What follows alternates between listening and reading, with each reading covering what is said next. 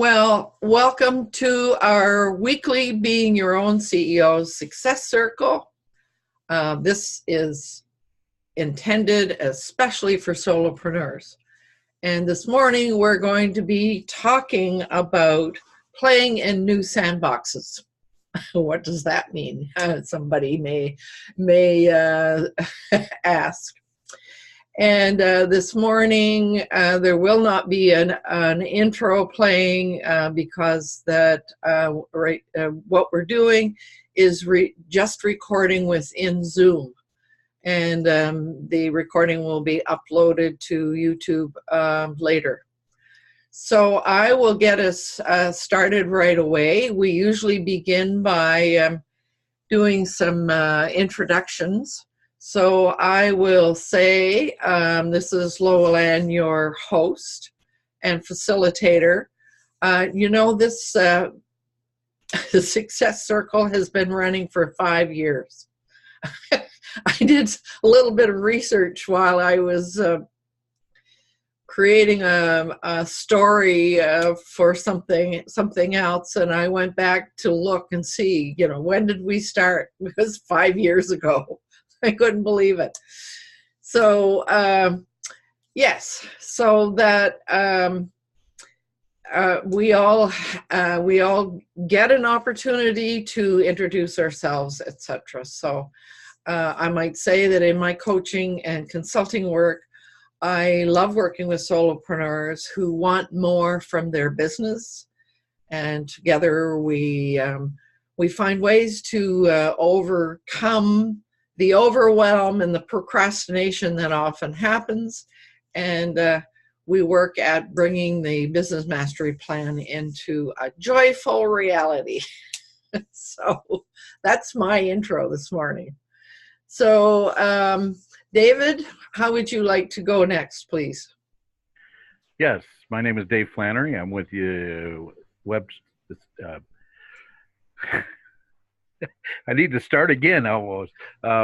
With United Country Stock Value Realty and affordable websites for small businesses. Today it's going to be over 70 degrees. Tonight it's supposed to rain, but in honor of being 70 degrees in Illinois, I'm wearing my Hawaiian shirt. If you want to know what it is in Celsius, you have to do your own conversion. I'm sorry. We still are on the Fahrenheit scale here. So. I know. You're out of step with the rest of the world, David. I know. Been out of step for a long, long time. And we almost made it with Jimmy Carter, but for some reason they decided that we needed to keep everything the same. If we had just made that one push and made it over the hump, we'd be with everybody else right now, and we could abide by tens. I should tell you that my next door neighbor, who is 99, was asking me to go online and do a conversion, and I found so many varieties of conversion, and she eventually pulled this nifty little card out of her cupboard that you pulled the insert up and down, and it did an automatic conversion. No, the old fly rule. How easy was that? That was I can remember in college having to, they still felt that the slide rules may come back, and we had to learn how to use them and to be able to add, multiply, divide, all that kind of stuff with them. So. Oh dear. So yeah, but those of us that grew up with the other system, I don't convert well. I never even try. I just, if I know I'm for example, recipes, every recipe I own is in the American version. The recipes are not usually in metric. So you just mess around until you figure it out. So I buy a cup in I have two sets of measuring systems. Oh man, I'd go nuts. Yeah. I have one, and then I go to the computer and convert. Yeah.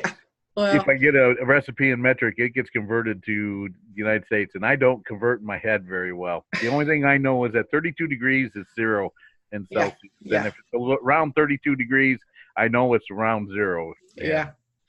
Whatnot. But on the other hand, I don't think in terms of miles per hour. I just think of kilometers. Oh, So you definitely find, miles per you hour just for find me. yourself thinking, you don't try to convert, you just stay within the system. Yeah. It's crazy. So welcome here, David.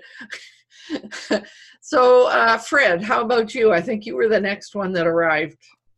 Yes, good morning. I'm Fred Jones, located in, well, the sun's trying to come out in Victoria, British Columbia. Here it's approximately 7 or 8 degrees Celsius, going up to 12 degrees. And don't ask me what that's in Fahrenheit either. So I know. I thought it was always sunny in Langford.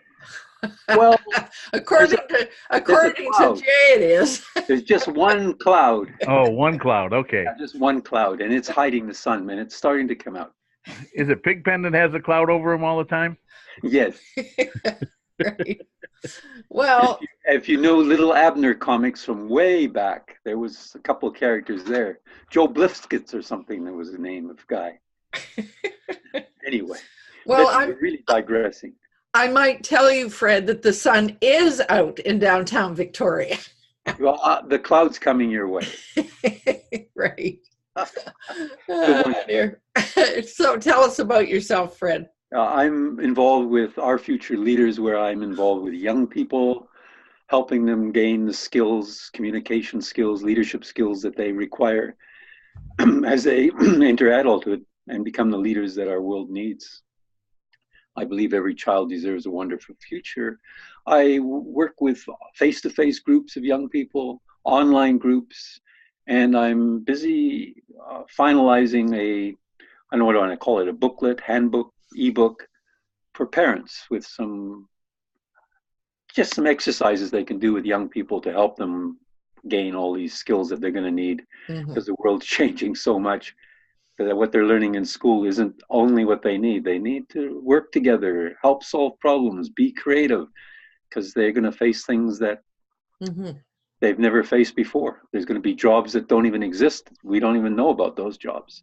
It's really working with each other, really, help solve problems together. Have you noticed or heard in the news that Ontario is changing their education system right now? They are going to huge big classes, and it's all going to be online education.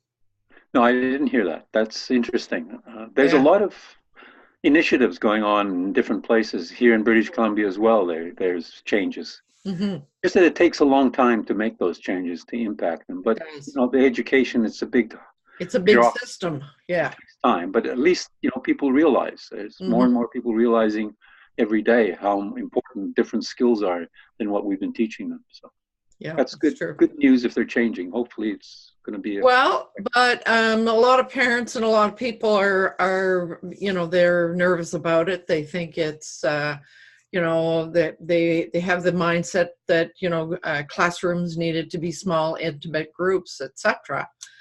And on this morning's news on CBC this morning, they were somebody was on from the Teachers Association here in Victoria and saying, we can't get enough teachers.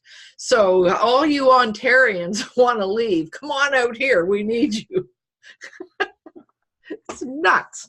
Oh, it is. Anything change like that, any dramatic change is going to have a lot of kickback. People don't like change. No. Meanwhile, that's what the world is. It's changing. And hopefully whatever they're doing will help the young people as they face the changing world. Well, I find that when you make change, there's always positive side and a negative side. There's always something that's good that's going to happen out of it, and there's always fallback on it. Oh yeah, it's invariable. And large classrooms have their advantage, and small classrooms have their advantage. You just have to choose which one you like. Yeah, it's true. It's just really. From an old person's perspective, the way I look at it is that when we're adjusting to change, this is what keeps us young and keeps our brain active and keeps us with the world, is that constant dealing with change. It's an absolutely necessary thing. Totally, you're totally right. It keeps you alive. Yeah. Otherwise, you die. In old age, Mm-hmm. you just go and you need change. It's very important. I have more change in my life than most people. You do. And it's good. It's very liberating to be able to say, hey, I can do that, even though I don't know what I'm doing. Well, boy, can I ever say that this morning. So it's nice to have you here, as usual, Fred. So, Jovita, how are you doing? You need to unmute yourself.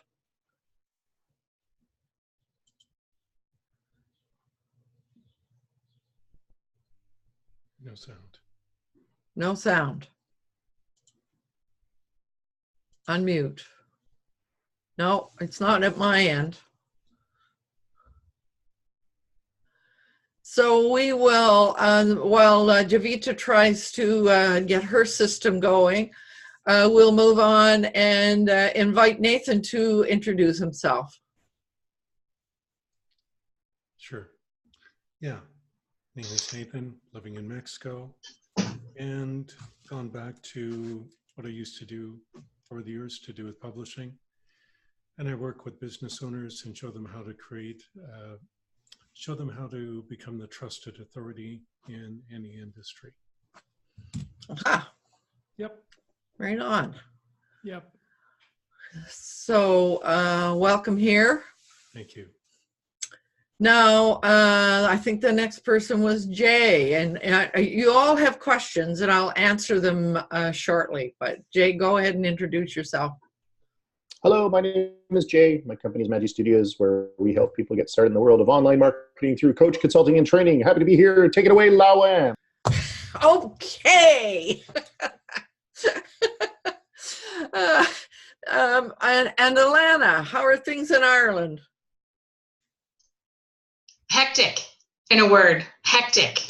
So I'm running up and downstairs trying to finish cooking something because leftovers didn't happen tonight. They were last night. But anyway, I digress. Alana here, coming to you from Ireland. My site is emptynesterblog.com, where I help empty nesters in the world of online marketing and making their own online income. I also created my own company, ALB Digital Marketing Solutions, where I manage websites, write articles, provide SEO and keyword research, and that's me.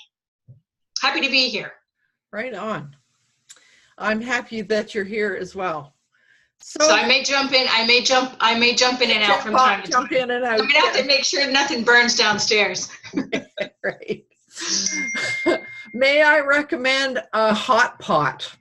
You can just set it and go away and leave it. You don't have to tend it. Yeah, I mean, I do use my crock pot a lot, but for this, I'm making cottage pie today, and I know this is clearly not the topic of conversation, but yeah, I'm making cottage pie today, and it requires a lengthy cook time, so yeah. That's worthy of a Google search. I was just going to say, what is cottage pie? Cottage pie. I think the Americans call it shepherd's pie. Okay. It's all right. It's usually made with ground lamb. You can make it with ground beef, but we use ground lamb. It's lambing season here, so there's plenty of lamb around. So yeah, we're having little sheep for dinner tonight. Right. Oh God.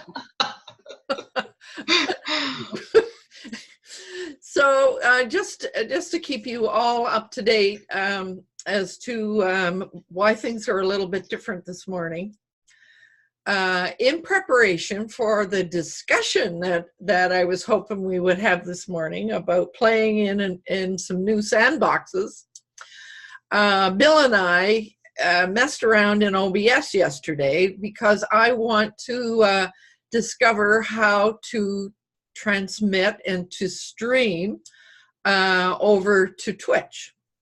So we messed around with that in OBS, and somewhere I saw a little button that said test your bandwidth. And so then when I came on this morning, I went back to the YouTube settings, and somehow or other that has stayed there, and I cannot find any place to make it a live stream. So I did do some quick Google searching and quick questions over in Discord with some of my colleagues, and I just didn't get an answer. So rather than mess around, I made the quick decision that I would just shut down YouTube, shut down OBS, and simply record what we're doing this morning in Zoom. And once the recording is done, I will then have to upload it to YouTube. So if there were anybody else out in YouTube land that was expecting to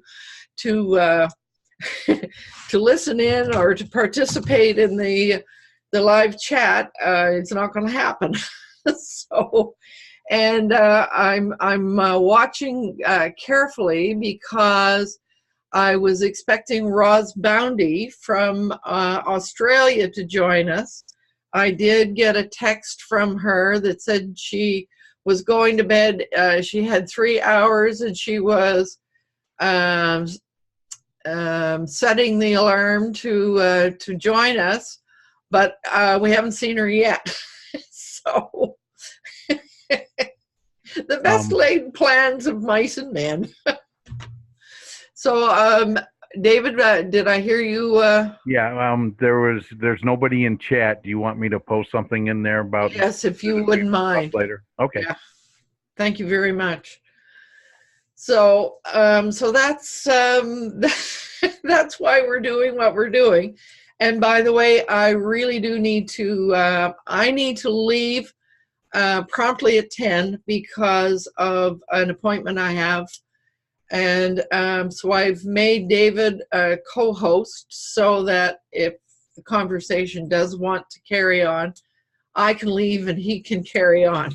So, but straight right at 10 o'clock, I will stop recording, and whatever happens, happens. So the intention this morning was to talk about playing in new sandboxes. So here's where my mind was.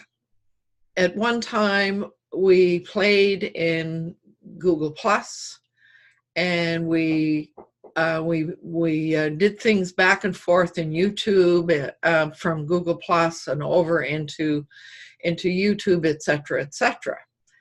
And yes, we can, there's a lot of things that we can do over in YouTube, and we can post things that maybe will give us the same Google juice, etc., etc. But what doesn't happen, and we don't have the Google Plus for the kind of engagement that we had there. And I have to say that I really miss that whole aspect of Google Plus. So, as did many others that were there, and so many people have been out there looking at various other platforms, MeWe being one of them, and Discord being another. And the way everybody sort of landed in Discord, and I think maybe some of you will remember some time ago, Andrew Hatchett came and talked to us about Discord. I think it was Michael Daniels' kids were using it, and he went in there one day and decided to look around and thought, well, maybe this has some potential. So so there have been several of us that have gone over there. Andrew has moved everything that he was doing in Google Plus It was called the user-to-user community. He moved it all over into Discord. So, and we all looked at that, etc. So I thought, well, I'm going to go in and create something. And I know that Roz Boundy has been doing the same thing. And that was why I had invited her to come this morning, so that we could sort of talk about what we were experiencing there. And then, of course, the other thing that some of us probably didn't know in the early days of Discord is that there's a way to set up an automatic connection between Discord and Twitch. So that makes it possible to create a relationship kind of similar to what we had with Google Plus and YouTube. So that's what everybody is wanting to experiment with and see what happens. Now, that doesn't mean that just because you want to stream, or just because I want to figure out how to stream over to Twitch and connect that, make that connection between Twitch and Discord, doesn't mean that you still can't play over in YouTube as well, because you can stream or upload videos there. So the idea is to, yeah, I guess is to find that place where you can promote what you're doing, but also have that level of engagement. And it looks to me as though Discord does allow you that level of engagement. So, and I mean, we all struggled with this. Nathan, I remember when you were very, very active in Blab, and it was going really, really well, and it was it really facilitated engagement and all of that. And then suddenly Blab was gone, and there you are, sort of trying to figure out, now what? So yeah, actually, Blab, from what I understand, has been replaced by another platform called Get Vocal. Oh, which is, well, VOKL, Get Vocal. I've been on it a few times, but it's, I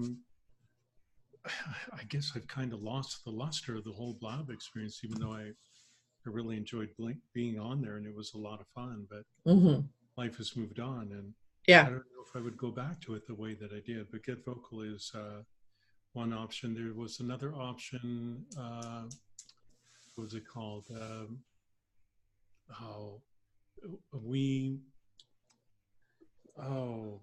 We Party or something like We Kiki Party, which had another similar interface to Blab, but it was just designed for a younger crowd and not really for any of the business stuff that we were doing on Blab.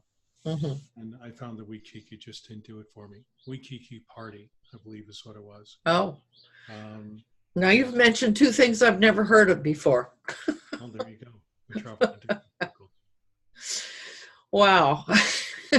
So,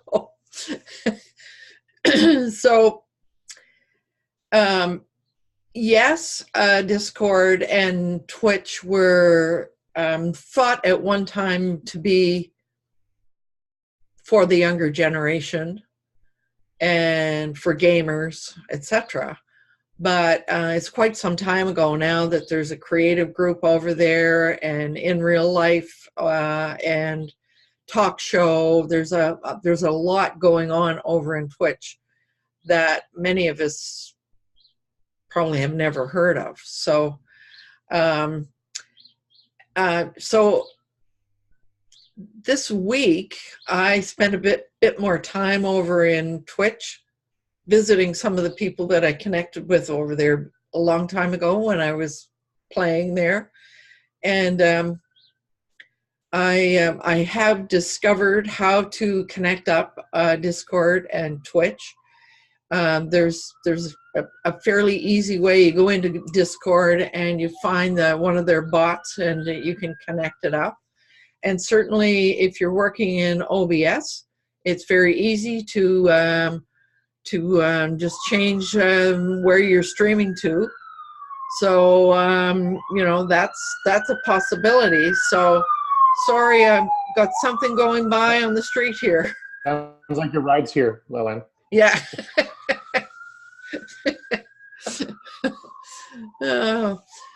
So I'm wondering, is anybody in the group playing in any other sandboxes other than the one, these two that I've mentioned, and how do you relate to that? Now, Jay and Javita and Alana and I and David, I guess, we all play in another sandbox, which is called Wealthy Affiliate. But that's a closed membership kind of thing. And I guess the question is, what about, you know, the public things, the things that don't cost you money? What's out there? And is anybody giving anything else a try? See, when you said sandbox, I thought it was going to be one of those techie calls where we're talking about like loading a WordPress website into a sandbox on your local computer. So, you know, I'm completely out to lunch here. So I'm just going to sit back quietly and listen to the rest of the show. Yeah, I don't quite understand either what you mean by sandbox. Playground. Like if you picture two kids in the playground, they're sitting in a sandbox playing. So Where's my shovel? And then someone comes to put the cover over because the cats have been playing it, and say, "Go play in the other cat in the other sandbox."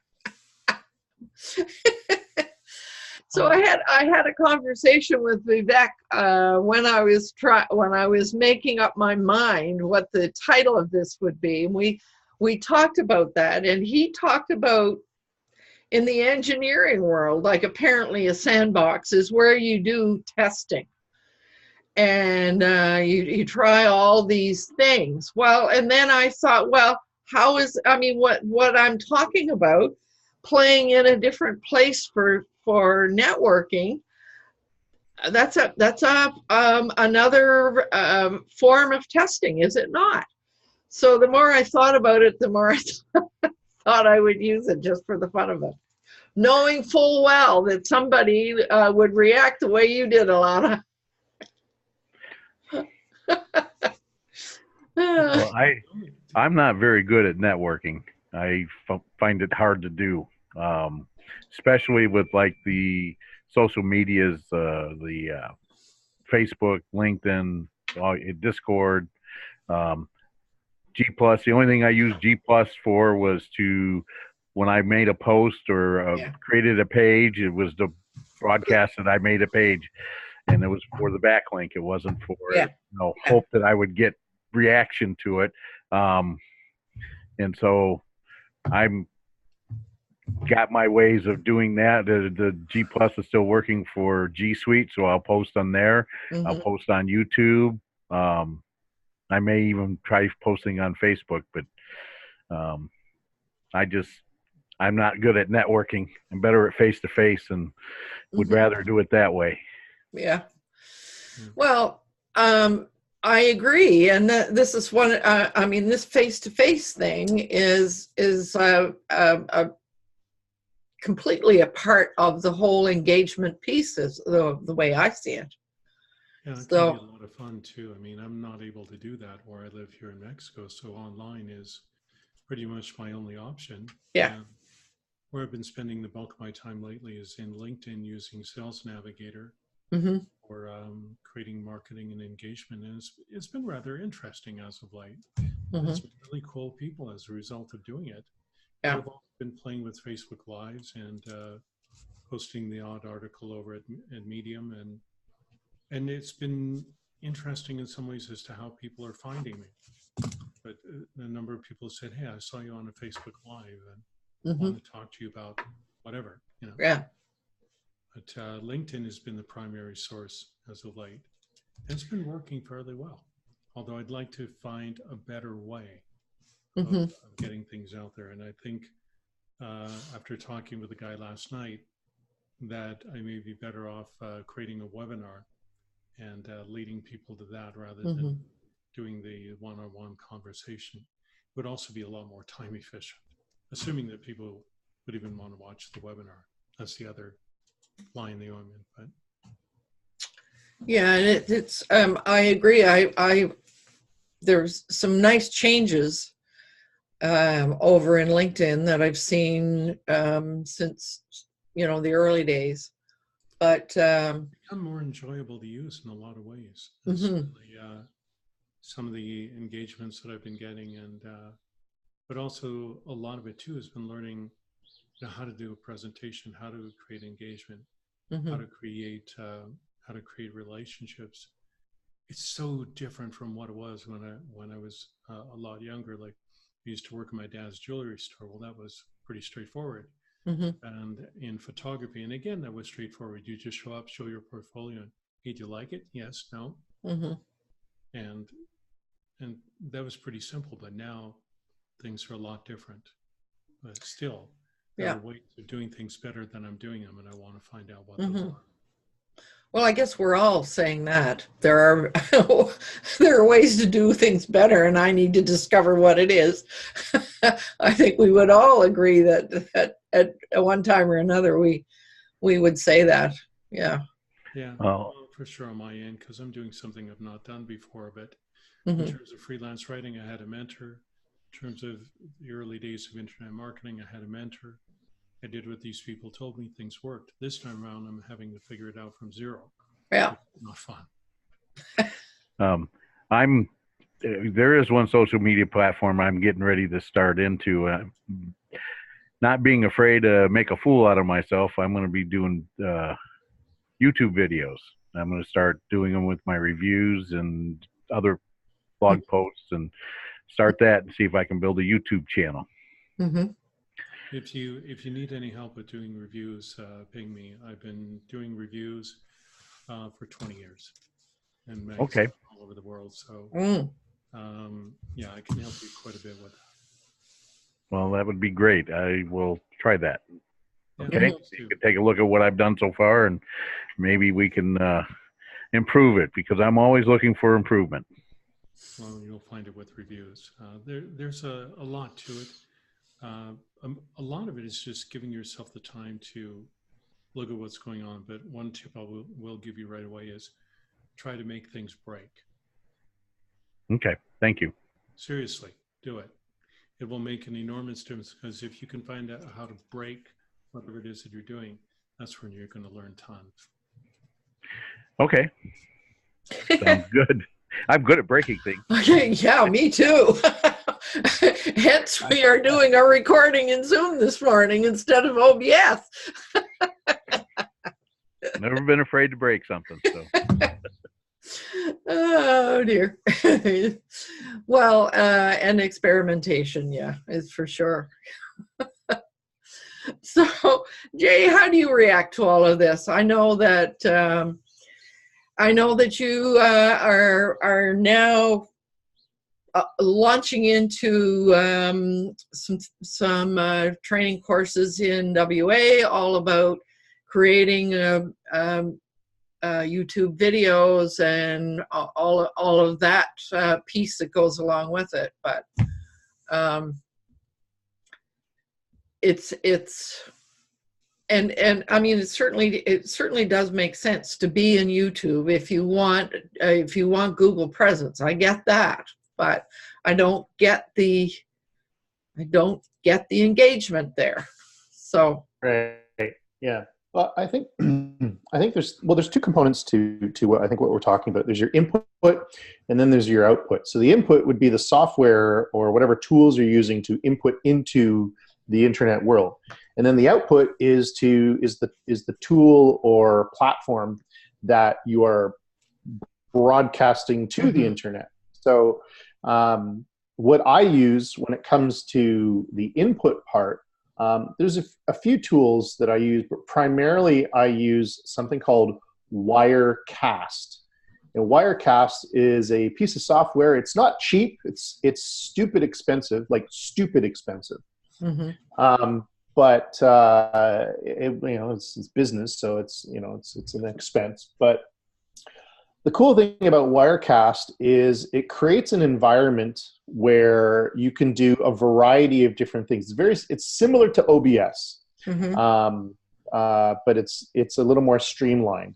And then the cool thing with Wirecast is the ability to multicast to several outputs.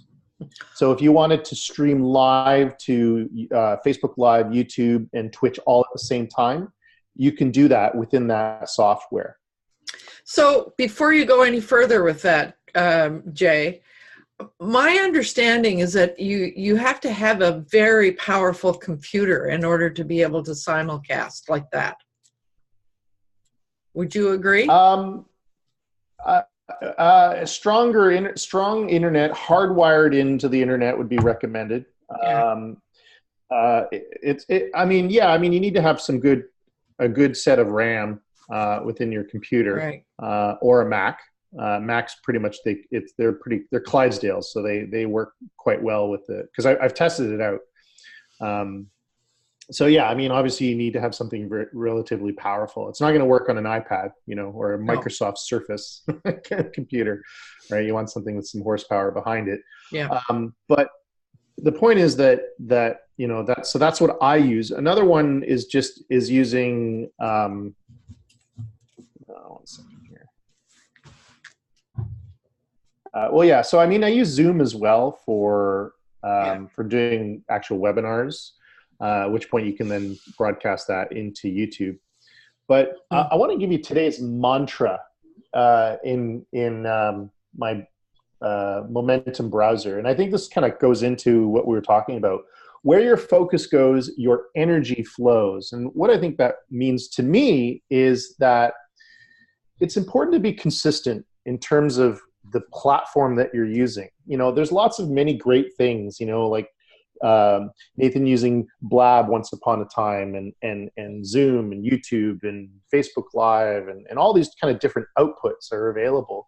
But I think, to kind of give you a metaphor, do you remember the movie Forrest Gump when he was running and he had all these followers, right? Because they knew where he was going. He was going one end to the other end, one end to the other end. And then all of a sudden he stopped and he's like, oh, he's going to speak. He's going to speak. And he's like, oh, I'm going to go home now. And then no one knew what to do because it was a change in the consistency. So when you start doing your inputs and then you start changing your output to a different platform, so like, hey guys, we're going to go to Twitch this week. People are going to be kind of like, I don't know what to do. I don't know where to go. And you're going to lose your audience. So I think it's great about experimentation. But I think once you find something that you really like, dig your heels into the sand and use that and run with it. Long-term consistency trumps short-term intensity. Yes. That's a quote by Bruce Lee. Yes, I mean, I hear you. Bouncing around is not a good idea.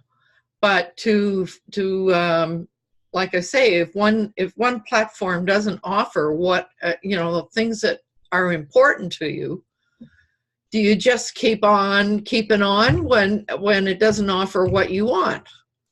So yeah, well, I mean, there might be a reason why it's not being offered. It could be that there's lack of industry demand, but then if you do find a platform that works, as long as it's easy for your audience to shift, by all means, I mean, I know we all have carpet burn on our feet with the things, with the tools and softwares being pulled away from us, all the time. But, I think, and I understand with YouTube and the comment feature going away. I mean, with Twitch now has the ability where you can actually keep the replay that still has the rolling comments, which is great. So if that's something that's ideal and you need, then by all means, I think shifting over into Twitch is a great idea. And so then you can just use your OBS into Twitch, and you're good to go. One other thing too is that I read a while back that LinkedIn was offering streaming, some sort of streaming video, but it was only available to residents in the United States. Oh. So for me in Mexico and you guys in Canada, none of us can access it. Mm-hmm. So we can't really see what this thing will do. And that's one of the really frustrating things about being in another country. Like, you might be able to get around an issue like that with a VPN, but not always. Where the VPN, if you can mimic another country, Mhm. then you might be able to take advantage of it, but it's not a guarantee, as I've discovered. Yeah. I think Alana had a question. Yes, I see that. Go ahead, Lana. So, in going back to what Jay was saying, is it possible, Jay, to kind of test, now that some of these things are going away, and you guys might have talked about this a few weeks ago, but is it possible to test where your audience is going to, like by going out to other places like Tumblr and YouTube and Discord and Twitch and all those things? Can you see that in your Google Analytics? Is that possible if you go out to those places and drop links and see if they show up in your analytics? So just so I'm clear, so you're asking, can you tell if your audience is coming from these different sources? Yeah. Absolutely, 100%. Yeah. Yeah. So that's so kind that of a would good be way then, right? Because I mean, there was a time I used Tumblr a lot, and I got a lot of traffic from them. I wouldn't say a lot. I got a fair amount of traffic, like I'd say maybe 20-25%. So it was pretty good. And so I could see that in my analytics, that's where it was coming from. So if you need to find out where your audience is coming from, then maybe if you test those other platforms by sharing links out in those other places, then maybe you'll start to see it in your analytics. But going back to what you said, consistency, right? So do it for a month, let's say, put your links out there for a month on everything, every new piece of content, and then see what happens in your analytics after a month. Yeah. It's my opinion is I would test it myself and maybe have a small handful of people in terms of a platform. And then if it's something that I like, and then I will call it my beta testers or my founders group likes it, then I'll roll with it. I think I don't think it's a good idea to bring your entire audience over. I think if you get a small group of people, like all 7 of us, hey, it's the group of 7. Yeah. It would be a good idea to like, hey, let's go jump in this sandbox, right? And let's go test that out. But in terms of analytics and determining where your sources are coming from, I think it's a great idea to look at that. The other thing is that you can look at your competitors. What are your competitors doing? So like I'm talking about your big competitors. So if you notice that your big competitors are doing YouTube Live and you see that they have a large audience there, and they're staying there consistently, then that's something that you might want to be doing, because if it's a large audience of the same niche passions, then they're going to be comfortable with that, and it'd be a lot easier to go from your competitors to you within the same platform versus changing platforms. There's also, like with Twitch, I think Twitch is great. I love Twitch. I love watching artists draw. I like to see musicians play their they do a cappella guitars, singing, all that kind of stuff. That's really cool. I've only seen one cooking, but point is that like it's a cool platform, right? But there is a massive stigma to with Twitch it's gaming. It's a gaming platform, right? You go to Twitch, you're going to see video games. That's the very first thing that you see when you go to Twitch. Yeah. So then you got to dig around. So I think in terms of audience acquisition with Twitch, it's about finding your audience and bringing them into Twitch. Whereas it's not going to be someone just kind of going to Twitch. They want to find something and they're going to start searching, and then they're going to eventually find you through browsing. Whereas with YouTube, they're far more likely going to be finding you through browsing or searching, right? Because it's a lot more broad in that sense. So yeah. So your experience of Twitch, I agree with you. When you go in there, you have to dig. You have to know what's there. Like there's a talk show group, but it doesn't show up. You have to dig for it. I guess the hour that I was doing my searching was that, like, there didn't seem to be anybody on doing that. So your timing is fairly important as well. So, I mean, there's a number of people that I know from the old Google Plus world that are over there doing things, but and this whole user to user group, there's a big group of people going to Discord. They've already gone to Discord, or they're in there looking around. But yeah, the question of whether to connect up with still and this is the other thing that you need to know, is that you don't necessarily have to connect Discord and Twitch. You can connect Discord and YouTube if you wish. So you can go either way, but Discord gives you the opportunity to have that engagement on a regular basis. I mean, you can have engagement in Facebook too, but on, if you're out there, I mean, Facebook seems to control who gets to see your stuff and who you get to see. So it's not as useful for the kind of engagement that I'm interested in. So it's yeah. It is really, but from what I'm seeing, Discord is a closed community. You have to invite people. Like if you're in there engaging with people, et cetera, it will never be found in a Google search.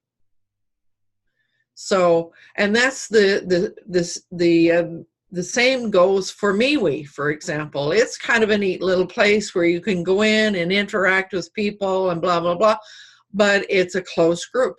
So it will never be found in search. So I think people like that, though, that closed group mentality, because you think so? I don't. 100%. Absolutely, because it's the mentality of privacy, right? And how so much privacy breach has happened over the last couple of years, of all these different social platforms. People are reluctant to jump onto things, but if they know that it's exclusive and it's quiet, then people are far more willing to engage, right? Because they feel more confident in terms of privacy and stuff. And there's people that just they don't like going on social, and they want that exclusivity and they want that privacy, So yeah, there is one thing I'd like to address about that, at least in terms of Facebook, where they talk about the closed groups or some let's say private groups. Trouble is, they say they're secure. They're not. Anybody can get access to that stuff if they know how to hack Facebook. That's fun. But I actually discovered a very simple way of gaining access to private information on Facebook, and that's simply to create a fake account in a certain way, ask for friendship of the target person that you want to become friends with. As soon as they say yes, you're in. And it's a really simple way of breaching that privacy.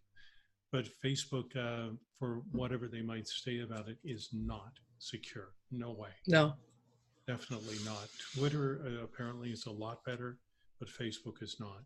I wound up writing about it in one of my articles. That's the only reason I know about this stuff.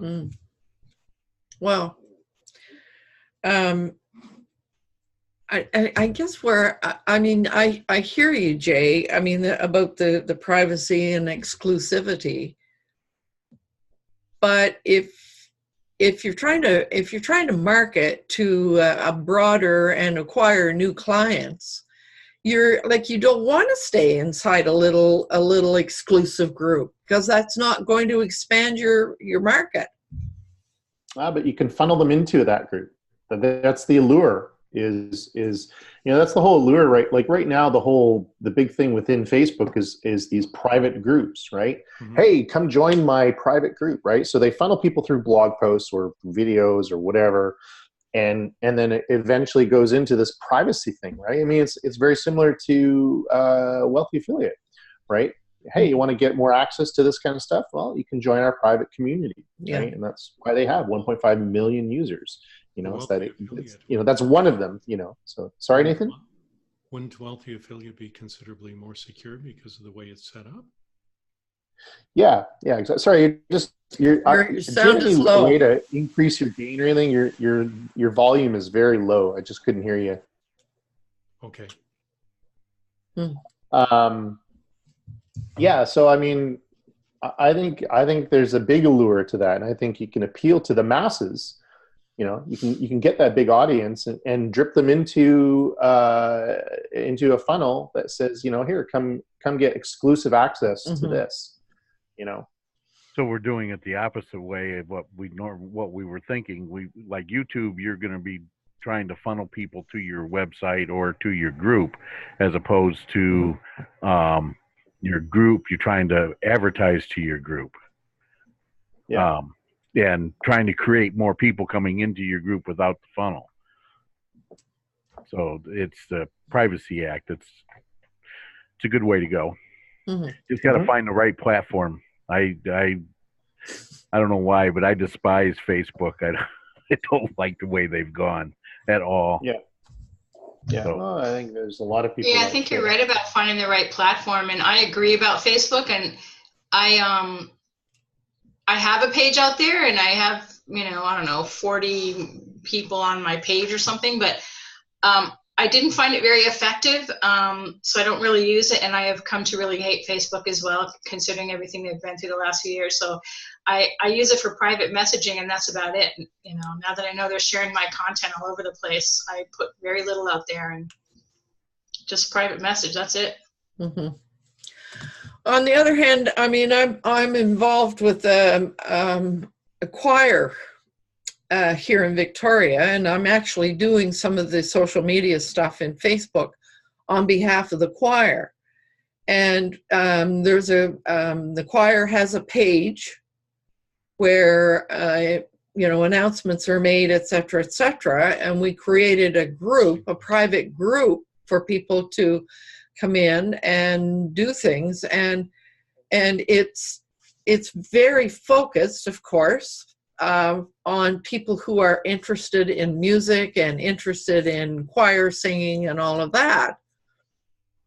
And it's the group is beginning to grow, and I mean, there are lots of people in the choir. There's like this choir is 200 people, and there are lots of people in that choir that do very little on the internet at all, let alone in Facebook.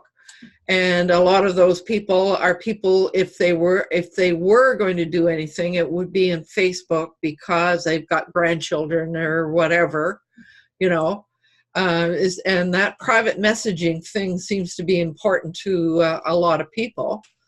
I mean, I guess they don't realize there are lots of other ways to private message without going to Facebook, but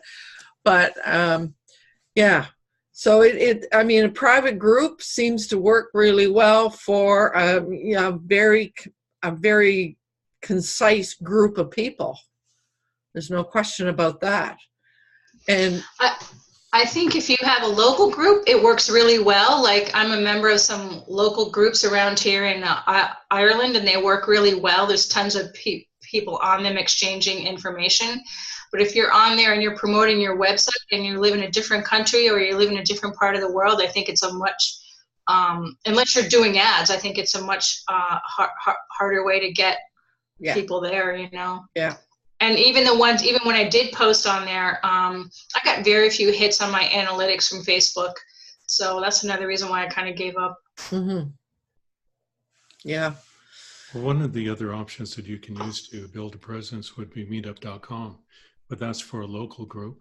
Yeah. There's an online thing from it, but years ago when I built a conversational Spanish group, we went from 0 to over several hundred members in a few years. Mm-hmm. And just using Meetup as a platform for autoresponders and get-togethers and so on. But it was fairly effective. I was surprised. But well, and Host, and Nathan, you know about Host, and Jay, you know about Host. Sure. It stands for Home Office Support Team.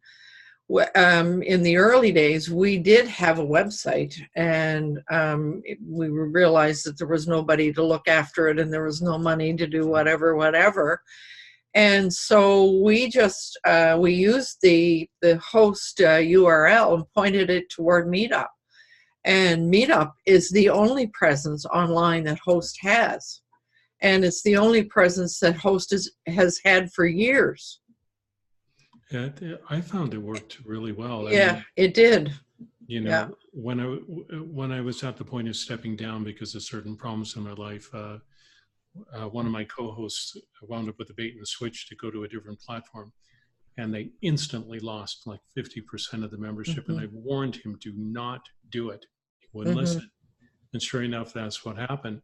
Then the new service wound up charging even more than Meetup for less. Mm-hmm. He realized his mistake, but it was way too late at that point. Yeah. Meetup was, you know, it definitely quirky, not the best platform in the world for a lot of things, but I was able to use it quite effectively. I used Meetup, and then I advertised on Craigslist and used Victoria. That's all I did. Yeah. And it worked like a charm. Mm-hmm. I've been quiet, but I learned a couple things from today, and I can share them with you if you wish. Sure, please. Well, the one thing is there are so many platforms, and the challenge is sometimes you get hooked on one, but then they pull it out from under your feet. Like you mentioned, Blab is gone. Now Google Plus is gone, and that's what caused us to talk about this today. Mm-hmm. So I'm trying to work with young people, and I don't want to choose the platform. I want them to find it. For example, Twitch might be because they are gamers, and let them, I just want to set the parameters of what I'd like them to do, work in a group and so on, and let them find the platform. Mm-hmm. So that, you've just confirmed that to me. So that's a big learning curve.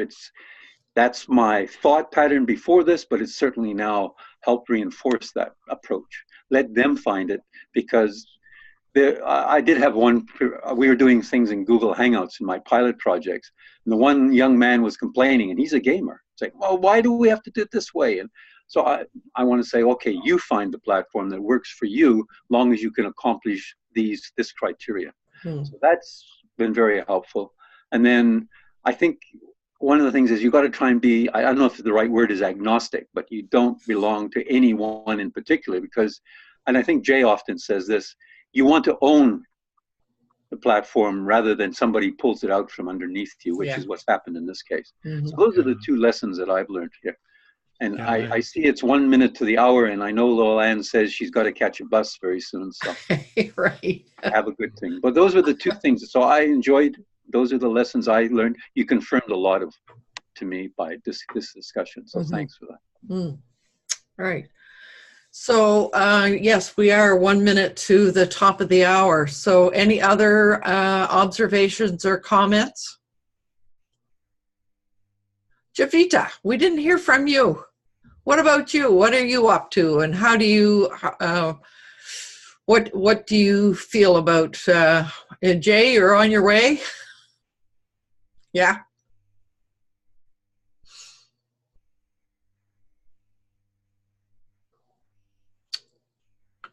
Did you ever? Are you able to speak, Javita?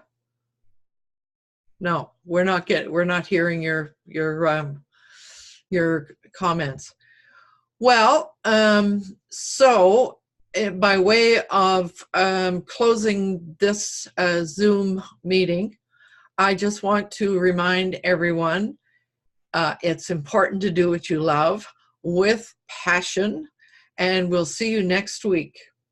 Bye for now, and I'm going to hit the stop recording button right now.